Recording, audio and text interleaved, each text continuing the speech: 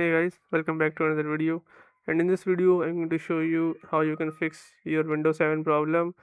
The startup repair cannot repair this computer automatically. So I've got a fix for this, and what you have to do, I will tell you everything. Just stick together till the end of this video, and hopefully your problem should be solved. So how to do this? Let's get started. First, click Don't Send, and then click on View Advanced Options for System Recovery and Support. After this, click on Next, and then here click OK. After this, click on System Restore and then click on Next.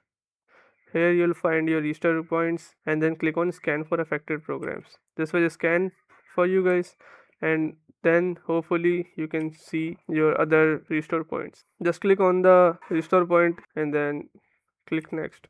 After that, click on Finish and then click on Yes. Then it will load a bit and then it will say you to restart your PC. Just click on Restart and hopefully your problem should be solved. If your problem still occurs, so make sure to comment down below so we can bring a detailed guide on this video. Alright, that's it for today's tutorial. I really hope this video helped you solve your problem or learn something new about your PC. My goal on this channel is to make everything about computers simple and easy, whether it's fixing errors, downloading software or any game, boosting performance of any Windows or any game, or understanding new tools. If this video was helpful in any way, don't forget to hit the like button because it really motivates me to keep bringing you more useful content.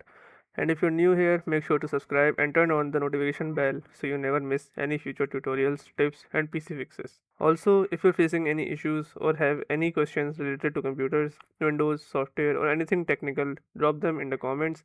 I read all of your comments and I'll try my best to help you out.